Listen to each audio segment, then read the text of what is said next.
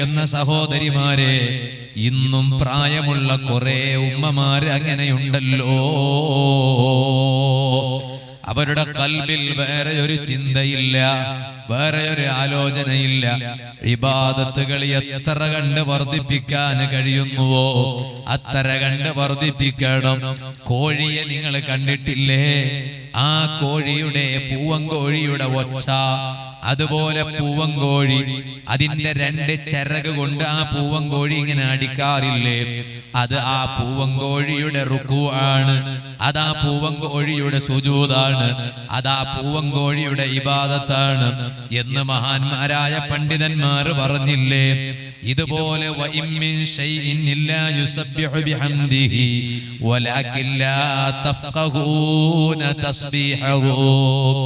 എല്ലാ വസ്തുക്കളും അല്ലാഹുവിനെ സ്തുതിച്ചുകൊണ്ട് തസ്ബീഹ് ചൊല്ലുകയാണ്. പക്ഷേ അവരുടെ തസ്ബീഹ് നിങ്ങൾ മനസ്സിലാക്കുന്നില്ല എന്ന് പരിശുദ്ധ ഖുർആൻ പറഞ്ഞില്ലേ? കഴിവിന്റെ പരമാവധി തസ്ബീഹുകൾ വർദ്ധിപ്പിക്കണം, ദിക്റുകൾ വർദ്ധിപ്പിക്കണം.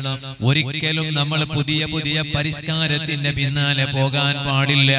കല്യാണത്തിന്റെ പേരിൽ ഒരു സ്ഥലത്തും ഒരു തോന്നിവാസവും നടക്കാൻ പാടില്ല, ഒരു ആഭാസവും നടക്കാൻ പാടില്ല. പുതിയ പുതിയ അനാചാരങ്ങളുടെ പിന്നാലെ പോകാൻ പാടില്ല. ഇപ്പൊ ഓരോരുത്തരുടെയും സ്റ്റേറ്റസിലിനെ കാണാൻ തുടങ്ങും ഹാപ്പി ന്യൂ ഇയർ. കാരണം ഡിസംബർ അതേ 30-ാം ദിവസമാണ് നാം ഉള്ളത്. നാളെ 31 ന്യൂ ഇയർ പ്രഭാഷണം നാളെ ബേങ്കിലത്ത് വെച്ച് നടത്താൻ ഉദ്ദേശിച്ചിട്ടുണ്ട്. അത് നക്കിനിക്കിലുള്ള വാളായിരിക്കുമെന്നാണ് ഞാൻ മനസ്സിലാക്കുന്നത്. അതുകൊണ്ട് ഇപ്പൊ ഇവിടെ കൂടുതൽ പറയുന്നില്ല. പക്ഷേ ഇനിയിപ്പോ ഓരോരുത്തരുടെ സ്റ്റേറ്റസിൽ കാണും ഹാപ്പി ന്യൂ ഇയർ. ചോദിക്കട്ടെ, ന്യൂ ഇയറിന്റെ ആശംസകൾ സമർപ്പിക്കാൻ നീ കഴിഞ്ഞ ഒരു വർഷക്കാലം എന്ത് ചെയ്തിട്ടുണ്ട്? ഇത് നമുക്കൊരു ന്യൂ ഇയർ അല്ലല്ലോ.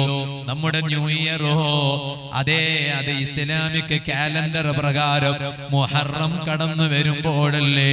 അതേ സമയത്ത് ഇംഗ്ലീഷിലെ കാലണ്ടർ പ്രകാരം ഒരു ഡിസംബർ കഴിഞ്ഞ് 2023 ജനുവരി തുടങ്ങുമ്പോ നമ്മൾ സ്വന്തം ഒരു വിചാരണ നടത്തണം.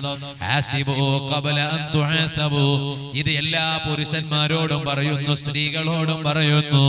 ഞാൻ ഈ കഴിഞ്ഞ ഒരു വർഷക്കാലം എത്ര നിസ്കരിച്ചു, എത്ര നോമ്പ് നോറ്റു, എത്ര തസ്ബീഹ് ചൊല്ലി, എത്ര നല്ലത് ചെയ്തു, എത്ര നല്ലത് സംസാരിച്ചു, എത്ര നല്ലത് കേട്ടു, എത്ര നല്ലത് ചിന്തിച്ചു, എത്ര നല്ല സ്ഥലങ്ങളിലേക്ക് നടന്നു നീങ്ങി, ഇതുപോലെ എത്ര ഹറാമ് കണ്ടു, എത്ര ഹറാമ് കേട്ടു. ഇങ്ങനെ അതിനെല്ലാം ഒരു വിചാരണ നടത്തി.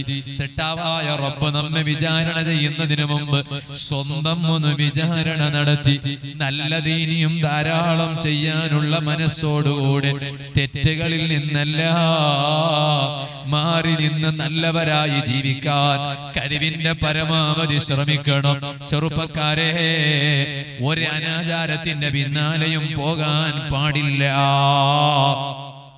ഇപ്പൊ ചില സ്ഥലങ്ങളിൽ കാണാം കല്യാണ മഹാന്മാരായ സാദാത്തുക്കളുടെ പേരിൽ അവരുടെ നേതൃത്വത്തിൽ കല്യാണം നടത്താണ്. നിക്കാഹിന്റെ സദസ്സിൽ നോക്കുമ്പോഴോ അവിടെ വലിയ വലിയ തങ്ങന്മാര് നിക്കാഹിന് നേതൃത്വം നൽകുന്നു, ആലിമീങ്ങള് നിക്കാഹിന് നേതൃത്വം നൽകുന്നു. പണ്ഡിതന്മാരുടെ നേതൃത്വത്തിലുള്ള നിക്കാഹ് കഴിഞ്ഞാലോ പിന്നെ ആജിയാര വീട്ടിൽ നടക്കുന്നത് ഗാനമേളയാണ്, ഡാൻസ് ആണ്.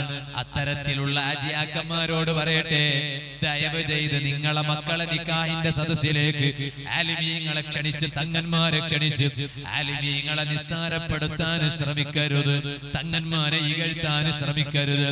ഇനി ഒരു പക്ഷേ തങ്ങന്മാരെയും ആലിമീങ്ങളെയും വിളിച്ചു വരുത്തി അവരുടെ നേതൃത്വത്തിൽ നിങ്ങളുടെ മക്കളെ നിക്കാഹ് നടത്തണമെന്നുണ്ടോ? ദയവ് ചെയ്ത് നിങ്ങൾ മ്യൂസിക്കിന്റെ പാട്ട് കേൾപ്പിക്കുന്ന സ്വഭാവം പാടില്ല, അവിടെ ഗാനമേള പാടില്ല. ഹറാമായ ഒരു പാട്ടിന്റെ പിന്നാലെയും പോകാൻ പാടില്ല.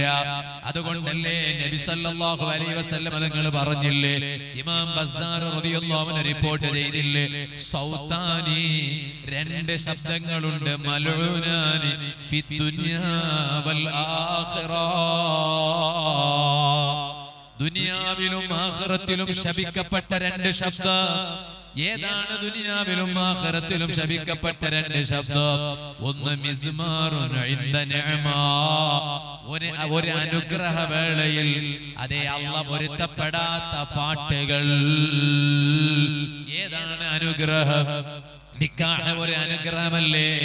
കല്യാണം കഴിക്കാത്തവരെ എത്ര പേര് ഇപ്പോഴും ബാക്കിയുണ്ട്? കല്യാണത്തിന് പ്രായമായിട്ട് പോലും ഇപ്പോഴും കല്യാണം കഴിക്കാതെ വീട്ടിൽ കഴിയുന്ന എത്ര പേരുണ്ട്?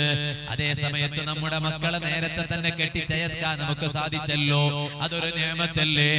ആ നിഅമത്തിന്റെ സമയത്ത് ഹറാമായ പാട്ട് പാടിപ്പിക്കുക, ആ പാട്ട് കേൾപ്പിക്കുക, എന്നിട്ട് അവിടെ നിന്നൊരു കൂത്ത് നടത്തുക, അത് ദുനിയാവിലും ആഖിറത്തിലും അല്ലാഹ് ശപിച്ച ശബ്ദമാണ്. ഇനി രണ്ടാമതായി നബിതങ്ങൾ പറഞ്ഞു സല്ലല്ലാഹു അലൈഹി വസല്ലം, വറനതുൻ ഇൻദ മുസീബ, ഒരു മുസീബത്ത് ഉണ്ടാകുന്ന സമയത്ത് അതേ അമിതമായി കരയുക. കരയുക എന്ന് പറഞ്ഞാലോ, കരയാൻ വേണ്ടി തീരുമാനിച്ച് കരയാൻ വേണ്ടി ഉറച്ചു നിൽക്കുക. അങ്ങനെയുള്ള ഒരിക്കലും അത്തരത്തിലുള്ള ദുഷ്പ്രവണതകളുടെ പിന്നാലെ നിങ്ങൾ പോകാൻ പാടില്ല. ഇത് സർവ സ്നേഹജനങ്ങളോട് ഞാൻ അങ്ങ് ഓർമ്മപ്പെടുത്തട്ടെ. സുഹൃത്തുക്കളെ, ഇനിയുള്ള നമ്മുടെ ആയുസ് എത്രയാണെന്ന് പറയാൻ കഴിയില്ല. നമ്മുടെ ഏറ്റവും വലിയ ശത്രുവിൽ നിന്ന് നമ്മൾ മാറി നിൽക്കണം. ഇപ്പൊ നീട്ടി പറയാനൊന്നും ഇവിടെ സമയമില്ല. ഏറ്റവും വലിയ ശത്രു ആരാണ്? ഹിന്ദുക്കള് ശത്രുക്കളല്ല, ഇതുപോലെ തന്നെ മറ്റു മതക്കാര് ശത്രുക്കളല്ല. എന്ന് പറഞ്ഞാൽ അതിന്റെ അർത്ഥം അവരുടെ ആചാരങ്ങൾ അനുസരിച്ച് നമ്മൾ ജീവിക്കണോന്നല്ലാതെ, നേരത്തെ ഞാൻ എന്റെ ആദ്യത്തെ അതിന്റെ സെഷനിൽ ഞാൻ അത് പറഞ്ഞിട്ടുണ്ട്, ഇനിയിപ്പോ ഞാൻ അതിലേക്ക് പറയുന്നില്ല. ഇതുപോലെ തന്നെ പക്ഷേ ഏറ്റവും വലിയ ശത്രു നമ്മെ പറ്റിക്കാൻ നോക്കുന്നവനാരാണ്? ഇബ്ലീസാണ്. ഇബ്ലീസ് പല കോലത്തിലും വരൂ. ചെറുപ്പക്കാരെ, അത് ചിലപ്പോ ഒരു പെണ്ണിന്റെ കോലത്തിലായിരിക്കും ഇബ്ലീസ് നമ്മളെ പറ്റിക്കാൻ വരിക. ഒരു പെണ്ണിന്റെയും ചതിയിൽ പെട്ടുപോകാൻ പാടില്ല. ഏറ്റവും വലിയ ചതി പ്രയോഗമാണ് പെണ്ണ്. ഇവിടെ ബഹുമാനപ്പെട്ട തങ്ങളും പാപ്പാന്റെ നേതൃത്വത്തിൽ ഇവിടെ പെൺകുട്ടികൾ പഠിക്കുന്ന ശരീഅത്ത് കോളേജുണ്ട്. അല്ലാഹുവേ, അതിലൂടെ പഠിക്കുന്ന മക്കൾക്കും ഇവിടെയുള്ള എല്ലാ തങ്ങളുടെ നേതൃത്വത്തിലുള്ള സ്ഥാപനത്തിലുള്ള എല്ലാ സ്ഥാപനങ്ങളിൽ പഠിക്കുന്ന മക്കൾക്കും നമ്മുടെ മക്കൾക്കും നാഫിയായ ഇൽമ നൽകണേ അല്ലാഹ്. ഞാൻ ശരീഅത്ത് പഠിക്കുന്ന പെൺകുട്ടികളോട് പറയട്ടെ, ഇവിടെ പഠിക്കുന്ന കുട്ടികളെന്ന് കരുതിയിട്ട് പറയുകയല്ല. ഇവിടെ പഠിക്കുന്ന മക്കളൊക്കെ നല്ല അച്ചടക്കമുള്ളവരാണ്. മൊത്തത്തിൽ ഞാൻ പഠിക്കട്ടെ, ശരീഅത്ത് പഠിക്കുന്ന പെൺകുട്ടികൾ നാട്ടിലുള്ള മറ്റുള്ള പെൺകുട്ടികളെക്കാൾ നല്ല അച്ചടക്കമുള്ളവരായിരിക്കണം. അവർ മറ്റുള്ള പെൺകുട്ടികളെക്കാൾ നല്ല തഖ്വയുള്ളവരായിരിക്കണം. അല്ലാതെ കേവലം ഒരു ഫാഷനിന് വേണ്ടിയുള്ളൊരു പഠനം ഒരിക്കലുമാകാൻ പാടില്ല. ഈസാ നബി അലൈഹിസ്സലാം പറഞ്ഞ ഒരു വാക്കുണ്ട്.